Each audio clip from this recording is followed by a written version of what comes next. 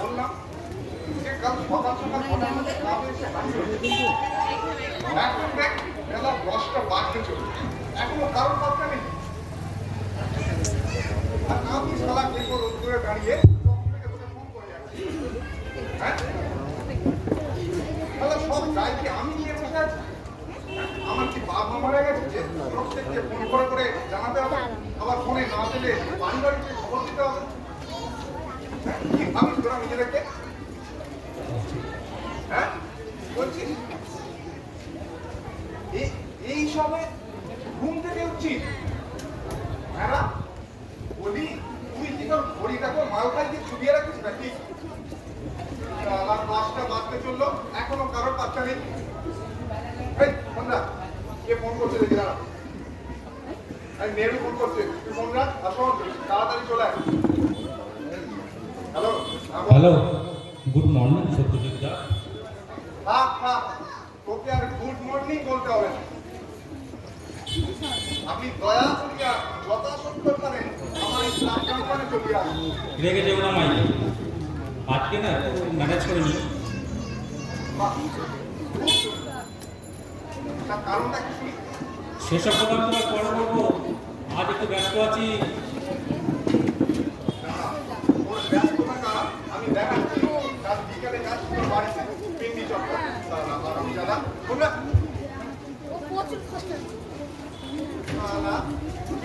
মাগুর মাছের মতো দেখতে সুন্দরী বউটাকে কি শ্বশুর বাড়ি যাবে? আমি কি সারা জানি না নাকি? কার বেকার সে আমার মানে ব্যস্ততা দেখাচ্ছে, বউটিটা করে হাবুডুবু খাচ্ছে।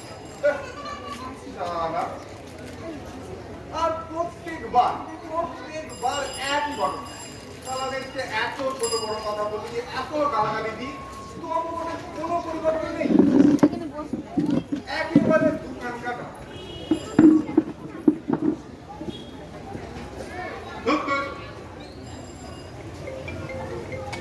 বিরক্ত লাগে। যদি কোনো বৃষ্টি হোক কিংবা ছুটি বাড়লো ঠিক দেখবো, না বললেও তারপরে শুকে ঠিক চলে আসবে। আর জাদা একটু ওস্তাদ একেবারে রাগে থাকতে ইচ্ছা করে না আমার।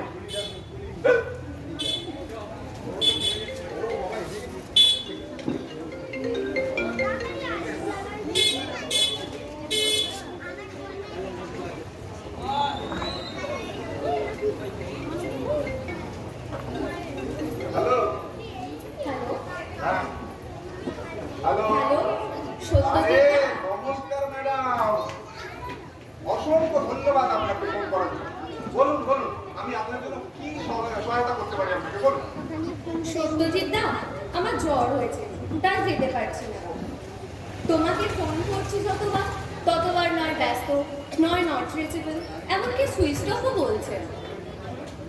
দাদা বলি তুই কি এই জ্বরটাকে আগে থেকে অর্ডার দিয়েছিস যে আজকের দিনেই আসতে হলো? কিছু মনে করো না প্লিজ। তা তুই কিন্তু আগে খবর দিতে পারছিস, আমি অনলি আর বিস্কুট নিয়ে তোর বাড়িতে দেখা করে আসতাম, তোকে এত অনুনয় বিনয় করে আমাকে বলতে হতো না। আমি বাবাকে দিয়ে ক্লাবের চাবিটা পাঠিয়ে দিচ্ছি, কিছু মনে করো না। আরে না না না না, কাউকে আর এখন এসে ব্যস্ততা বাড়াতে হবে না, আমি যাচ্ছি। রাখুন রাখ। কি বিরক্তি করে আগে বললাম এদিকে ভদ্রেশ্বর বাবু এলো বলি, আর এখন যদি এসে দেখে ক্লাবে কেউ নেই, তাহলে আমার সমস্ত প্ল্যান করতে কিছু হয়ে যাবে। আমি একটা কাজ করব, আমি এখন ফোন করে বলে যে ওনাকে এখন আসতে হবে। আমি বলুন তো বিকালবেলা গিয়ে দেখা করবো, এখনো 10 দিন সময় আছে, বেশি সময় নেওয়া চলবে, কারণ সামনে ভোট, আমাদের বদলে অন্য কেউ সুযোগ নিতে পারে, এ সুযোগ হাতছাড়া করা যাবে না। না আজই যাই গিয়ে বলে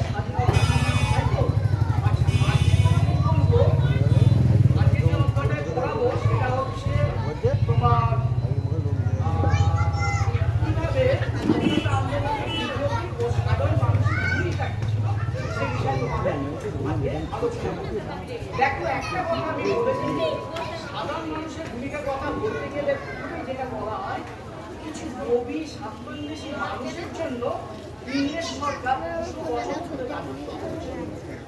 মির্জাফর থেকে শুরু হয়েছিল, কিন্তু পরবর্তীকালে এরকম বহু মির্জাফরের আবির্ভাব ঘটে। আর ইংরেজ সরকার এটা ভালোভাবে বুঝে গেছে, তাই তারা খুঁজে খুঁজে এরকম মির্জাফরদের 200 বছর ধরে কাজে লাগিয়েছে। তাহলে পুরো তাদের পক্ষে সম্ভব করে ভারতবর্ষে রাজত্ব। আর একটা বিষয় কি জানো, আজও এইরকম স্বার্থপর রোগী মানুষ রয়েছে, এবং তাদের জন্যই আমরা শিক্ষাক্ষেত্রে বলো, কর্মক্ষেত্রে বলো, শিল্পক্ষেত্রে বলো, সর্বত্রই আমরা পিছিয়ে থাকি। তাই না? বুঝতে পারছো আমার বক্তব্যটা?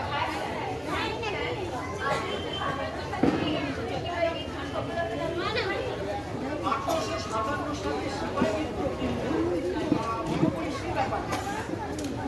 প্রথম ছিল একটা যৌথ নেতার অভাব, যার নেতৃত্বে সারা ভারতবর্ষে একটা বিরাট সিপাহী বিদ্রোহ ছিল। সেনা প্রথম শহীদকে বলতে পারবে, প্রথম শহীদ হলো মঙ্গল পাড়া। প্রথম শহীদ ছিল মঙ্গল পাড়া। তারপর সেই বিদ্রোহের আগে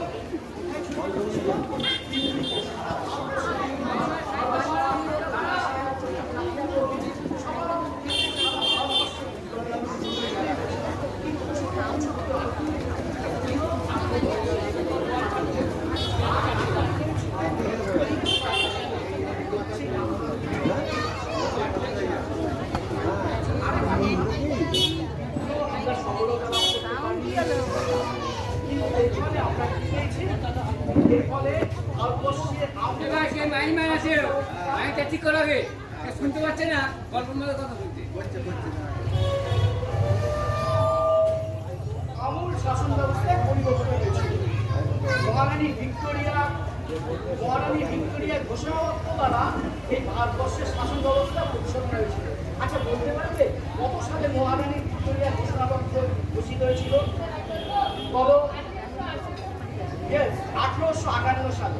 1857 সালে সিপাহী বিদ্রোহ শুরু হলো। 1 বছরের মধ্যে ইংরেজ সরকার তাকে দমন করলো। তারপরে নতুনভাবে ভারতবর্ষের শাসন ব্যবস্থা পরিচালনা হলো। তারা বুঝলো যে ইস্ট ইন্ডিয়া কোম্পানির দ্বারা এই এত ভারতবর্ষকে শাসন করা সম্ভব হবে না। তাই পোর্ট ব্রিটেন থেকে আমাদের ভারতবর্ষে ঘোষণা করলো মহারানী ভিক্টোরিয়া ঘোষণাপত্র। ঠিক আছে? এরপরে আমরা অনেক কিছু নতুন নতুন জিনিস পেলাম। তারা তাদের নিজের প্রয়োজনে করেছিল, বড় বড় বিল্ডিং করলো, রাস্তাঘাট করলো, ব্রিজ করলো, সেগুলো তাদের প্রয়োজনে করলো। পরবর্তীতে আমরা সেটা পেয়েছি। বুঝতে পারছি?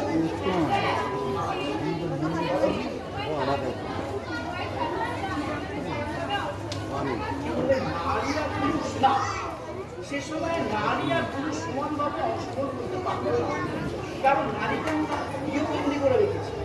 তাদেরকে পড়াশোনায় সেরকম সুযোগ সুবিধা দিতে পারবে। একমাত্র ছিল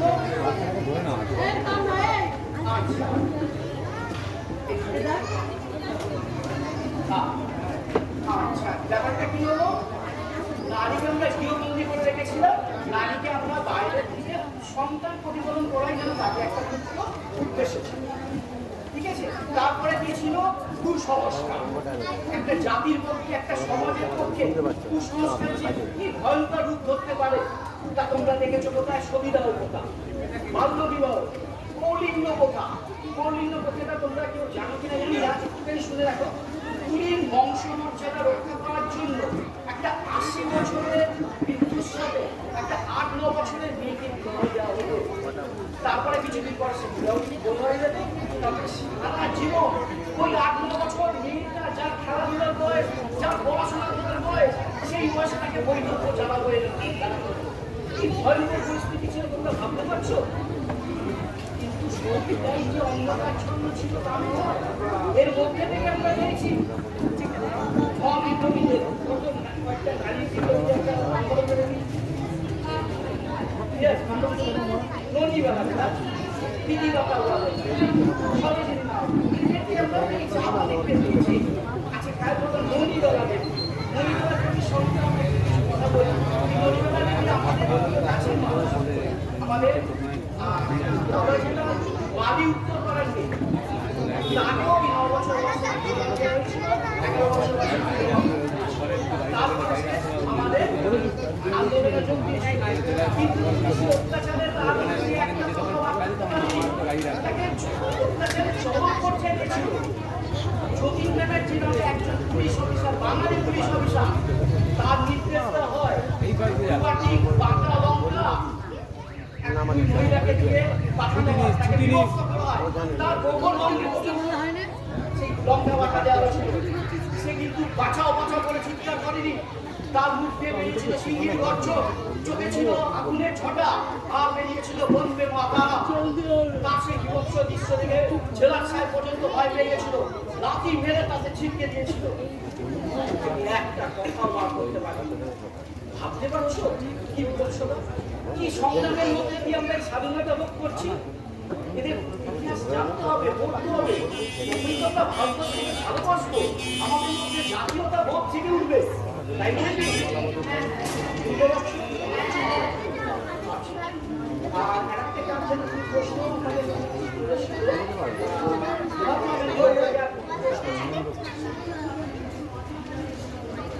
জাতির জনক হিসাবে মহাত্মা গান্ধীর গুরুত্ব, অন্যান্য নেতা থেকে মহাত্মা গান্ধীর গুরুত্ব বলবো অপরিসীম। কারণ ভারতবর্ষ সে সময় বিচ্ছিন্নতাবাদের যুগ ছিল। মহাত্মা গান্ধী কি করলেন? সমস্ত জাতিকে এক ছত্র ছায়া নিয়ে আসলেন। আমরা যদি বিদেশে যাই, আমাদের প্রথম পরিচয় কি হয়? অন্যান্য পরিচয় বাদ দিয়ে আমরা কি বলবো? I am India, I am come from India. ঠিক আছে, আমি ভারতবর্ষী, আমরা প্রথম পরিচয় হচ্ছে ভারতীয়। এই যে জাতীয়তা বোধ সমস্ত সর্বশ্রেণী মানুষের মধ্যে মহাত্মা গান্ধী জাগিয়ে তুলেছিলেন।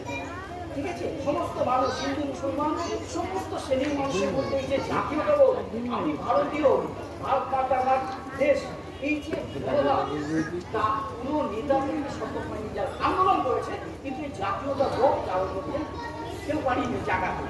তাই তো মহাত্মা গান্ধীকে কি বলা হয়? জাতির জনক, আমাদের বাপুজি প্রধানমন্ত্রী মহাত্মা গান্ধী। ঠিক আছে, বুঝতে পারছো? আচ্ছা, সরি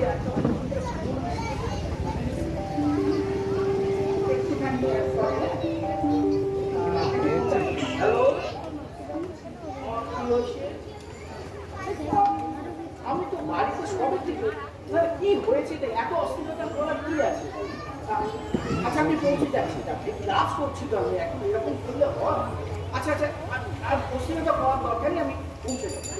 আচ্ছা ঠিক আছে, ঠিক আছে। আচ্ছা, শরীর একটা জরুরি তলব আমার বাড়ি থেকে এসেছে, আমাকে একটু যেতে হচ্ছে, ক্লাসটা একটু বন্ধ করে দিচ্ছি। হ্যাঁ, তোমরা বন্ধ সঙ্গ করে এসো, লাইটটা নিয়ে এসো কিন্তু। হ্যাঁ, আচ্ছা, আর একটা কথা, এর পরের দিন আমি কি বড় বলেছিলাম? নরমপন্থী চরমপন্থী, এই অধ্যায়টা তোমরা দেখে এসো, তাহলে তোমাদের বোঝাতে সুবিধা হবে। ঠিক আছে, ওকে, আজকের মতো আসি তাহলে।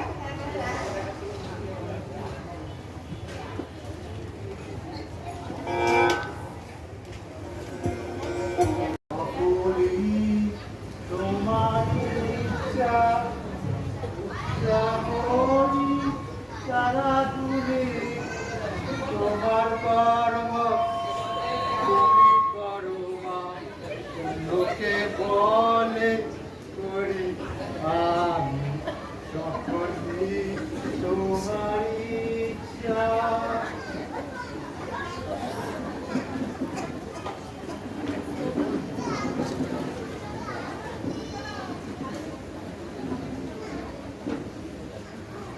তোমরা না ভারী জ্বালাতন কর, যখন তখন যা খুশি আবদার নিয়ে চলে আসো। এরম করলে কি হয়? আমি তো তোমার একলার না, আমাকে দশের সেবা করতে হয়, সেটা কি বোঝো? আপনি আমাদের সব, আপনি যদি এই ব্যবস্থা না করেন তাহলে আর কে করবে বলুন? আমি কোথায় যাব বলুন? কি মুশকিল, সব বাজে কথা না, আমাকে তুমি বলো না, আমি তোমাদের সব চিনি। যখনই দরকার পড়ে তখনই বাবু বাবু, তারপর না বাবু, ওরকম কথা বলবেন না। শুনেছি আপনি সব, আপনি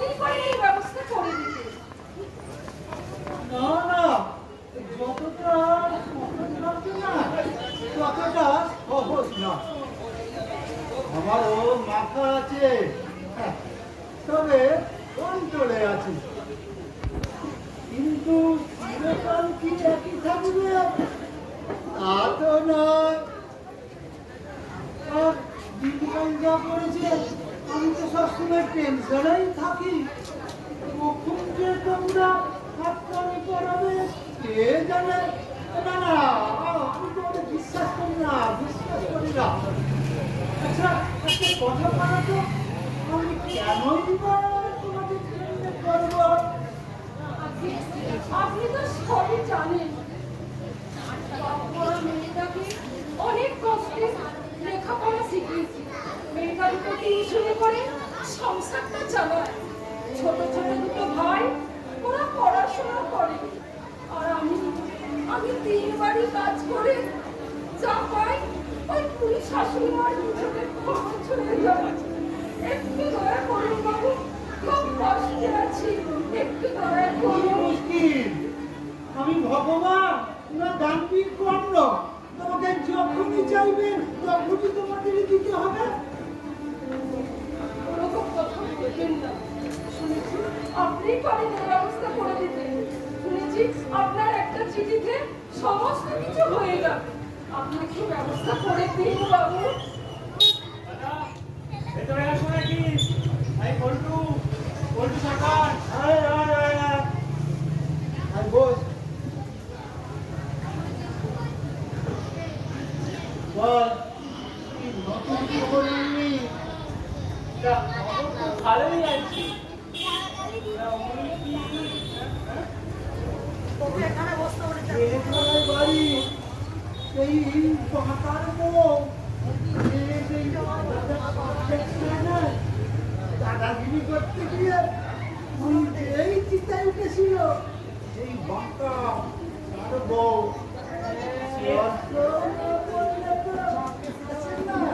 তাই সে তো জানি দাদা, আপনার তো সব দিকেই নজর। মানে মানুষের সেবা করাই তো আপনার ধর্ম। কিন্তু এখন কি আমি আসবো? হ্যাঁ, এত তাড়াতাড়ি চলে যাবি? বল বল, তোর সঙ্গে কথা আছে, সে বল। তোমার কি যেন নাম? আগে বাসন্তী, লোকে আমার পুটিমা বলেই ডাকে। আচ্ছা, তুমি এখন এসো। আর বুঝলে, কালকে বিকেলবেলা তুমি ওই মেয়েকে যা যা ডকুমেন্ট লাগবে সব কিছু দিয়ে পাঠিয়ে দিও। হ্যাঁ, একটা কিছু ব্যবস্থা হয়ে যাবে। হ্যাঁ, তবে তবে কি বাবু? তবে ওই বাইরে যে রেডি আছে, বুঝলে, ওই কাছ থেকে জেনে নাও কি কি আনতে হবে।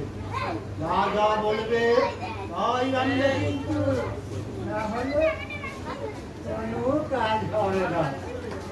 আগে তাই হবে। এখন আসি। একটা কথায় ভালো করে মাথায় ঢুকিয়ে নাও, শুধু যদি সকলকে জানিয়ে আসো না, তাহলে হবে না। হ্যাঁ আপনি যেভাবে বলছেন হ্যাঁ, তাই হবে বাবু। প্রণাম করতে হবে না, প্রণাম করতে হবে না।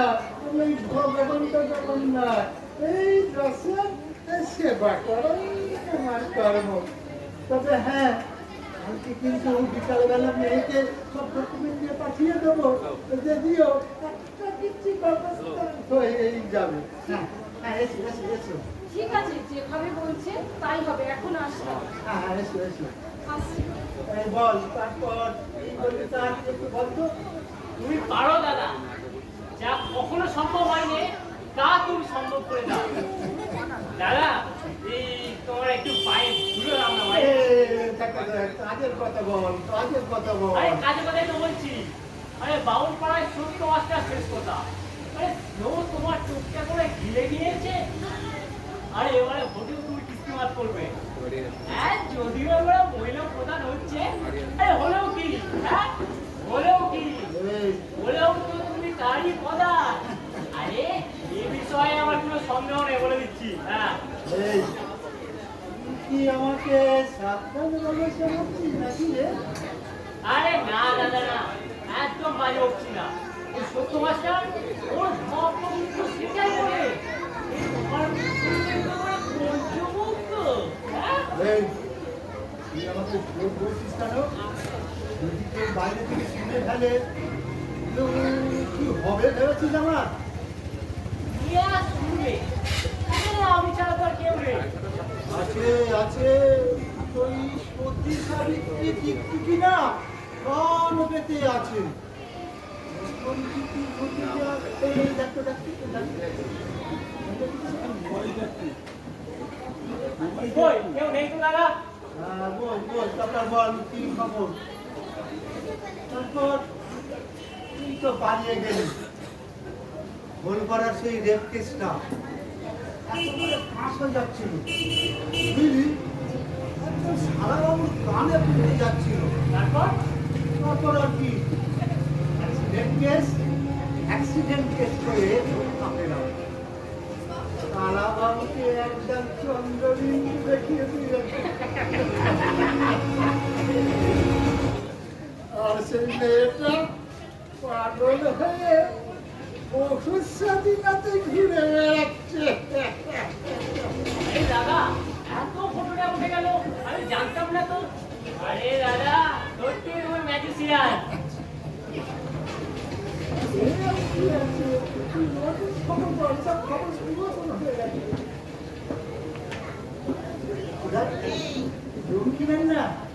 এমন ক্ষমতা, সে সারা সব কাজ করিয়ে নেয়।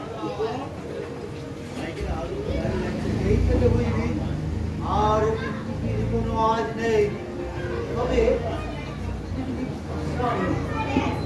নির্ভীক হয়ে বিচরণ করছে কিনা কে জানে।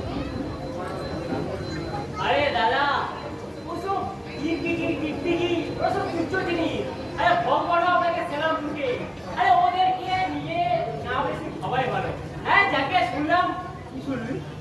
হ্যাঁ তুমি নাকি ওই তিনকুনি মুকুটের পরিবর্তে ওই ওদের পূর্ণা বসতে মিনময়ী একটি ক্লাবে সভাপতি হচ্ছে অনুষ্ঠানে আরে এটা তো আমি কিছুতেই বিশ্বাস করতে পারছি না তারা অনুবাদ করলো আর আমি রক্ষা করলাম, এই আর কি। মানে 25 বছরের সভাপতি পদ ছেড়ে দিল তোমায় হ্যাঁ না দিলে ওদের তো আর উপায় হতো না। কিন্তু কিন্তু ওই সত্য মাস্টারটা আছে না ওর ভাইটা এক নম্বরে ঢ্যাপনা হ্যাঁ শুনেছি এখন নাকি কি একটা বড় পত্রিকা কি রিপোর্টার হয়েছে হ্যাঁ মালবেও ভালোই কামায় হ্যাঁ যদিও দাদার সাথে আরে না না, ওদের কোনো আর সম্পর্ক থাকবে না, এই তোকে বলে দিলু। এই নতুন কিছু খবর দে, নতুন কিছু খবর দে। এসব আমরা পুরাতন হয়ে গেছে। দেখবি ওই না একদিন আমার বুড়ো গান গাইছে আর ধেই ধেই করে নাচছি। এই এই তোর খবর কি? তুই এই মাসে এত লেট পেলি কেন? এই ফাইনটা ভরে দিবি তো? আমার তো আগের মাসে ফালতু খরচা হয়ে গেছিল তারপরে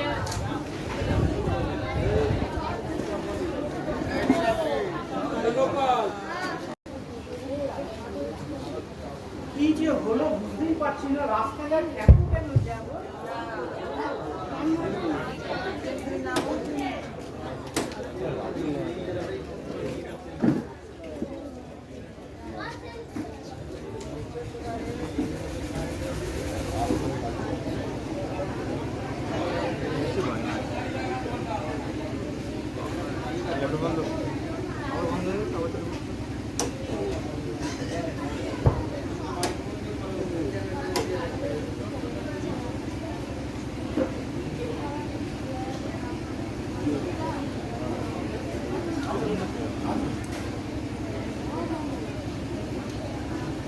রাস্তাঘাট এত কেন জ্যাম বোঝাই যাচ্ছে না, কিন্তু আমাকে তো হসপিটালে পৌঁছতেই হবে। আমার বিয়ে অসুস্থ, আর মুসিবত যখন মাসের 4 দিক থেকে মুসিবত আছে, কোনটা যে করবো কোনটা সুইচ অফ হয়ে আছে। আল্লাহ আমাকে পর্দা দাও, আমার মেয়ে যেন কোনো অসুস্থ না। আল্লাহ আমার নিশান দেখাও। ওই একজন ভদ্রলোক আসছে, জিজ্ঞেস করা দাদা, আপনি ওই দিক থেকে আসছেন? হ্যাঁ, কিন্তু কেন বলুন তো? কি হয়েছে কিছু জানেন? রাস্তাঘাট এত জ্যাম হয়ে আছে কেন? আসলে কি হয়েছে সঠিক বলতে পারছি না, তবে শুনলাম একজন মহিলা সাংবাদিক নাকি খুন হয়ে রাস্তায় চলে আসছে। বলেন কি? হ্যাঁ দাদা, এখন তো এটাই হচ্ছে। আসলে সত্যের প্রকাশ করে সত্যি হচ্ছে। তাহলে খুন? আচ্ছা, খুনটা কেন হলো কিছু জানা গেছে? আসলে লোক মুখে শুনে যেটা জানতে পারলাম সেটা হলো কোন নেতার নাকি গোপন কাজ কারবার সব ফাঁস করে দিয়েছিল। তাই আর কি সকালে চলে যেতে হলো। বলেন কি দাদা? হ্যাঁ দাদা, বেশি মাথা গলাবেন না, কোন দিন যে আপনার মাথাটাই পার হয়ে যাবে কে জানে। আহা স্বাধীনতা, ৭৫ বৎসরের ঐতিহ্যপূর্ণ স্বাধীনতা। আপনি এই ধরনের কথা কেন বলছেন? আপনিও বলতেন, এ কথা আপনিও বলতেন, যদি যদি ওই মেয়েটা আপনার। না না না, এই কথা বলবেন না আপনি। আমার অন্যায় হয়ে গেছে, আমাকে মার্জনা করবেন, আমার ভুল হয়ে গেছে। আসলে আপনি, আমি, আমরা কেউই ভুল করিনি। ভুল করে গেছে আমাদের পূর্বপুরুষ। আমাদের লালসা, হিংসায়, আভিজাত্য, বিলাসিতা এই সব কিছুকে প্রশ্রয় দিয়েছে। আজ আজ তারই পরিণতি আমরা দেখতে পাচ্ছি প্রতি মুহূর্তে। এক এক ভয়ঙ্কর বিভৎস রূপ। শুধু ভোগ আর রাজনীতি নিয়ে দেশটা চলছে। প্রতিবাদ, প্রতিরোধ ঘরের কোণে চুক্তি করে বসে আছে। কারোর কণ্ঠে বজ্র ঘোল ধ্বনিত হয়ে বলছে না, আমি মানুষের জন্য বাঁচি, আমি মানুষকে ভালোবাসি। জানেন তো দাদা, কয়েক মাস আগে আমার এক কুটুমের তরতাজা প্রাণ ওখানে চলে যেত। বিচারের জন্য কত জায়গায় ঘুরলাম, কিন্তু বিচারের বাণী নীরবে নিভিতে কারে।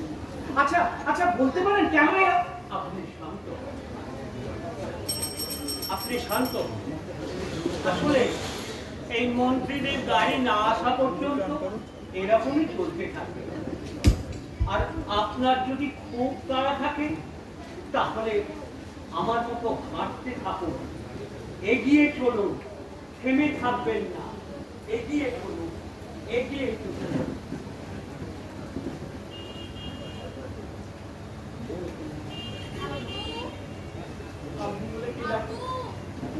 না না, কে ডাকে? আর দাঁড়িয়ে থাকলে চলবে না। ঠিকই বলেছেন, আমাকে এগিয়ে যেতে হবে। পথে যদি কোনো গাড়ি ঘোড়া পাই উঠে দিতে হবে। আল্লাহ আমাকে আমাকে শক্তি দাও ঠাকুর। আল্লাহ আমাকে এগিয়ে যেতেই হবে। আগে আসুন না।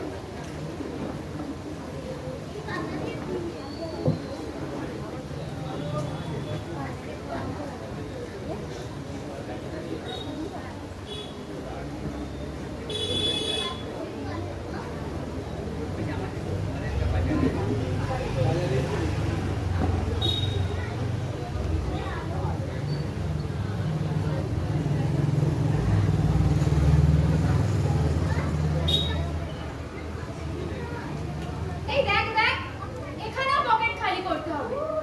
বাচ্চাদের দিয়ে ভিক মাঙ্গার একটা অভ্যাস এরা ঠিক তৈরি করে দিল। যা বলেছিস। এই বাচ্চা, তোর নাম কি রে? সুন্দর। বলিস কি রে? দেখতে তো হুতুম পেঁচা, নামটা তো বেশ জব্বর রেখেছে তোর বাপ। এ কি সমস্ত জাতা কথা বলছিস তোরা? দিদি, দুটো টাকা দেবে? টাকা নিয়ে কি করবি তুই?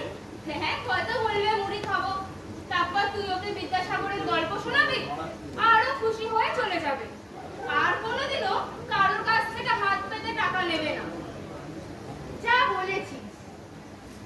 এই বাচ্চা, তোর বাবা কি করে রে? আমার বাবা নেই। আহারে কি কষ্ট বল তোদের। থাম তুই। তোরা ক ভাই বোন? 4 ভাই, একটা বড় দিদি। তোর মা, দিদি কেউ কোথাও কাজ করে না? মা তো দিদি সন্ধ্যাবেলায় কোথায় যায়? সকালে আসবে। বুঝেছি। তাহলে তোর মা এখন কোথায়? ওই দেখছো না, ওই দূরে বড় গাছটা আছে ওখানে। আচ্ছা আচ্ছা। তোরা কিছুই জানিস না ওদের সম্বন্ধে। কেন, তুই কি ওদের পাশের বাড়িতে থাকিস নাকি? কেন, থাকলে বুঝি মিশতিস না? এই তো নয়। তোরা কি জানিস ওদের সম্বন্ধে? এই রোদ, জল, ঝড়, বৃষ্টিতে কেউ গাছের তলায়, কেউ প্ল্যাটফর্মে, কেউ বড় বড় ব্রিজের তলায়, আর কেউ তো পচা দুর্গন্ধ নর্দমার জলে জীবন কাটায়। ওরাও কিন্তু স্বাধীন ভারতের ভোটার, ভারতীয় নাগরিক। ভোট ব্যাংকে ওদের সংখ্যা আশা করি খুব একটা কম নেই, কিন্তু তবুও কি থাক থাক, তোকে না আর লেকচার দিতে হবে না। মানে তুই বলতে চাইছিস যে ওরা একাই পৃথিবীতে গরিব, আর কোনো গরিবই নেই? আসলে কি জানিস তো, ওরা না ওদের স্বভাবেই গরিব। এই বাচ্চা, তুই পালিয়ে যা, তোর জন্য না আমাদের মধ্যে ঝামেলা হচ্ছে। যা, পালা পালা পালা এখান থেকে। এই সুন্দর, দাঁড়া। এই নে, ভাত খাস কি? দিদি, তুমি কত ভালো। জানো তো, কেউ আমাকে এত টাকা দেয় না, আমাকে রোজ মারতে চায়। ওইটা বন্ধ করো। আজকে আর মারতে যাবে, আজকে ভালোবাসবে। দিদি, তুমি খুব ভালো, তোমরা সবাই খুব ভালো, তোমরা সবাই খুব ভালো।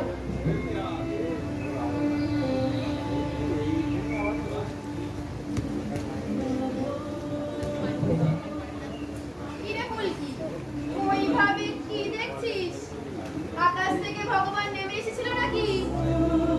তোকে আশীর্বাদ করে গেল তুই অনেক বড় হবি, অনেক বড় হবি, অনেক বড় হবি। কিন্তু দেখ না, কারণ ইমোশন নিয়ে না আমার তার ছিল করা উচিত নয়। ফুলকি হয়তো সেভাবে নয়, তবে কি জানিস? তবে কি? পাবলিসিটি, যা বর্তমানে একটা বড় ভূমিকা পালন করছে। যে যেভাবে পারছে, যখন পারছে ইমপ্লিমেন্ট করছে। দেখছিস না, রাস্তার চারিদিকে কেমন জঞ্জালের মতো ব্যানার, হোর্ডিং, রাস্তা ঘাটে, গাছে পালায়, বাড়ির ছাদে, দোকানের সামনে পিছনে ছেড়ে ফেলেছে। ফুলকি হয়তো সেভাবে নয়, তবে কি হয়েছে বল? ও তো আমাদের কথা ভাবে। কিরে ফুলকি, দিয়ে আবার কি বলে রে? আমিও কিন্তু বাইরে বেরোলে খরচা করে থাকি, প্রিয়ার মতন হার কিপ্পন না। আমি কখন বললাম সেটা? আর আমি মোটেও কিপ্টে না, ঠিক আছে? তবে কি জানবি হরিশ্চন্দ্র? দেখ, আমি না এই ভিক্ষা বিক্রিটাকে প্রশ্রয় দিই না, এই জন্য আমাকে অনেকেই অনেক কথা বলে। তাতে আমার কিছু যায় আসে না। সর্বদাস ভিক্ষাবৃত্তির জন্য উদ্বেল হয়ে উঠেছে। ধর্মজীবনের কথা তো মানুষ ভুলেই গেছে। নয় ছিনিয়ে নাও, আর নয় ভিক্ষা করো, এই তো চলছে আজকাল। এই চুপ কর তো, এসে বস বস, যেন তর্কের ক্লাস খুলে রেখেছি। বাড়ি যাবি না নাকি? চল, বাবা মা চিন্তা করছে, চল চল বাড়ি চল, বাড়ি চল। এই তো নয়, উচিত কথা বললি বন্ধু বিগড়ে যায়। এই শোন, অ্যাটলিস্ট আমাদের বন্ধুত্ব বিগড়ানো না। তুই যে একটু আদতে আনারি, সেটা আমার খুব ভালো মতো জানা আছে। যাকে পরশুদিন ক্লাবে গিয়েছিলিস তোরা? তোর ওসব আমার ভালো লাগে না। আমি গেছিলাম, আমি যাইনি, কিন্তু তবে সত্যটাকে ফোন করে বলছিলাম যে আমাকে যে দায়িত্ব দেবে তা আমি পালন করব। আচ্ছা, তা তো বেশ ভালো। শোন সুপর্ণা, তোকে না একটা ভালো কথা। হ্যাঁ বল। মানুষকে না ভালোবাসতে শেখ। তোর বাড়ির পাশে ভালো কিছু হলে তোর বাড়ির যেমন ভালো লাগবে, খারাপ হলেও কিন্তু ঠিক সেরকম। সবসময় না ওই প্রেমে ডুবে থাকলে হয় না, বুঝলি? তুই কাকে বলছিস? আর কেই বা শুনছে? ও তো এখন বট কৃষ্ণ ছাড়া আর কাউকেই বোঝে না। দেখলি না কলেজ থেকে বেরিয়ে কেমন চলে যাচ্ছিল? ওকে টেনে নিয়ে এলো বলেই তো এলো, নাহলে কেউ আসতো নাকি? দেখ, যাবার সময় না মেজাজটা খারাপ করতে চাইছি না। ফুলকি তো ঠিক কথাই বলেছে। তো এখন তাড়াতাড়ি বাড়ি চল, বাড়ির লোকেরা না টেনশন করবে। আর উনি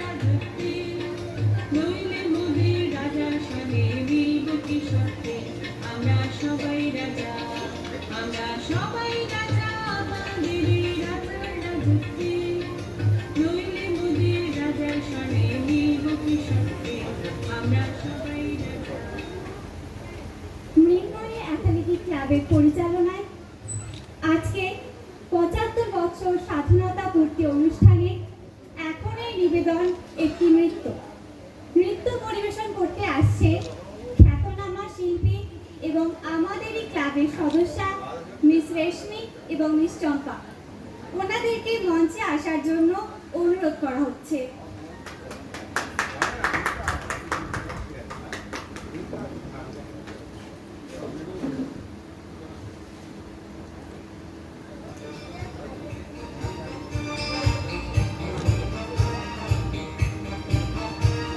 মুক্তির মন্দির সোপান তলে কত প্রাণ হলো বলিদান, লেখায় আছে অশ্রু জলে।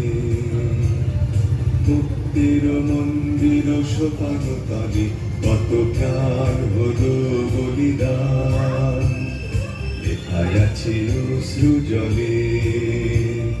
কত বিপ্লবী বন্ধুর রক্তে রাঙা বন্দিশালার ওই শিকল ভাঙা, কত বিপ্লবী বন্ধুর রক্তে রাঙা বন্দিশালার ওই শিকল ভাঙা। তারা কি ফিরবে আর, তারা কি ফিরবে এই সুপ্রভাতে, যত তরুণ অরুণ গেছে অস্তা চলে। মুক্তির মন্দির সোপান তলে কত প্রাণ হলো বলিদান, লেখায় আছে অশ্রু জলে।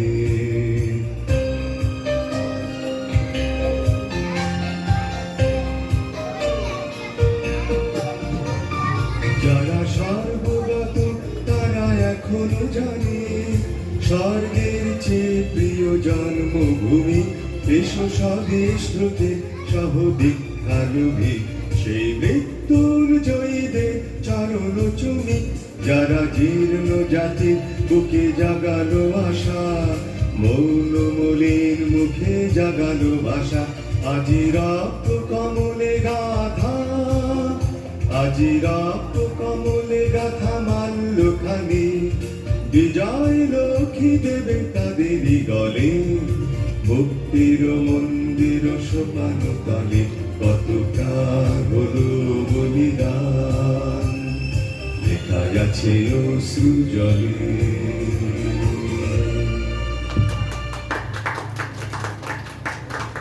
অসংখ্য ধন্যবাদ জানাই মিস রেশমি এবং মিস চম্পাকে। এখন আপনাদের বহু আকাঙ্ক্ষিত সমাজসেবী তথা গ্রামের প্রধান মাননীয় ভদ্রেশ্বর দাশগুপ্ত মহাশয়কে কিছু বলার জন্য অনুরোধ করা হচ্ছে।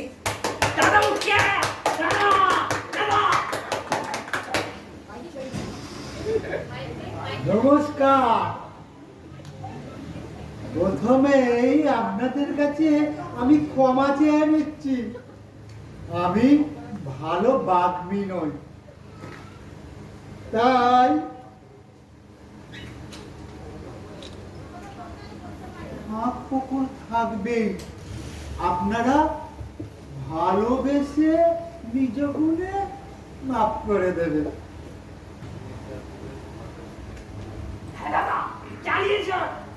এই মঞ্চে আসতে পেরে খুব ভালো লাগছে, এর জন্য সত্যনন্দ চট্টোপাধ্যায়ের কাছে আমি কৃতজ্ঞতা জানাই। আমি ওনার কর্তব্য নিষ্ঠা দেখে অবাক হয়ে যাই, ওনার ক্লাবের প্রতি আনুগত্য। আমি ঠিক বলছি তো? ভালোবাসা। হ্যাঁ, মনে পড়েছে, ভালোবাসা। আপনারা সকলে সকলকে ভালোবাসুন, ভালোবাসুন, আনন্দ পাবেন।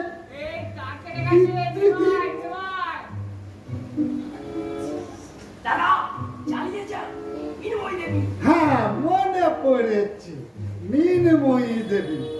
মিনময়ী দেবী আমাদের গ্রামের প্রথম মহিলা শিক্ষিকা। তার সুযোগ্য পুত্র সত্যানন্দ চট্টোপাধ্যায় তার স্মৃতি রক্ষার্থে এই অ্যাথলেটিক ক্লাবের প্রতিষ্ঠা করেন। কিন্তু আজকে তিনি নেই, তাকে আমি প্রণাম জানাই, শ্রদ্ধা জানাই। আমার এই পেরে মাথায় না একটা প্রশ্ন সব সময় উঠে দেয়, সেটা কি জানেন? সেটা হলো সিংহাসন রক্ষা করা, যা সিরাজ করেননি। আমরা পরাধীন হয়ে ইসলাম এখন স্বাধীন। এই স্বাধীনতা রক্ষা করতে দেশের যে সমস্ত বীরেরা সীমানায় সীমানায় তাদের জীবনকে তুচ্ছ করে অদম্য প্রহরীর মতো নিজেদের জীবনকে বিসর্জন করছে, তাদের শ্রদ্ধা জানাতে, তাদের উৎসাহ করতে সবাই মিলে একবার এক হাতে তালি দিন, এক হাতে তালি দিন। সব ভুল হয়ে যাচ্ছে। হ্যাঁ, সব ভুল হয়ে যাচ্ছে। হ্যাঁ, আপনারা সকলে সাধ্য করুন।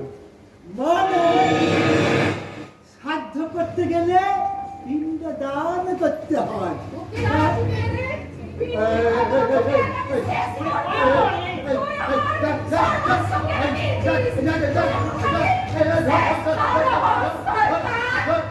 শান্ত হন, শান্ত হন, শান্ত হন আপনি। এটা আপনি বলতে পারেন না, আপনি কি করছেন? শান্ত হন, আমি ওকে শেষ করবই। জানেন জানেন জানেন আপনি, জানেন আপনারা, জমি বিক্রি, গয়না বিক্রি করে টাকা দিয়েছি মেয়েটার চাকরির জন্য। সব চাকরি মিথ্যে। দিলই না, আমি সর্বহারা হয়েছি। আর একমাত্র ভরসা আমার মেয়ে। ওই শয়তান লম্পট বেঈমান লোকটা খিলিফাত আমার মেয়ের সর্বনাশ করেছে। আমি তোর খানকে আমি কাজ করছি। স্যার, এদিকে আসুন। এনাকে নিয়ে এক্ষুনি থানায় যান, আর কোনো রকম অঘটন যাতে না ঘটে শুধু সেই দিকে নজর দেবেন। আর কোনো রকম প্রয়োজন পড়লে আপনি আমাকে ফোন করবেন। নিয়ে যাবেন আগে, তারপর দেখছি তোকে কে বাঁচায়। ঠিক আছে, থানায় যোগাযোগ করবেন। সত্য এই কাজটা কিন্তু তুই ঠিক করবি না। আমি কিন্তু জেল থেকে বার করবো, তারপর তোকে আমি দেখে নেবো। এই যে দেখছিস, আজ এত লোকের সমাগম হয়েছে, আজ তোর তারা সাঙ্গ করতে এসেছিল। 13টা কেস তোর নামে ফাইল করা আছে, এইটা নিয়ে 14টা এলো। দেখ এখন কি করে সামলাবি, যা।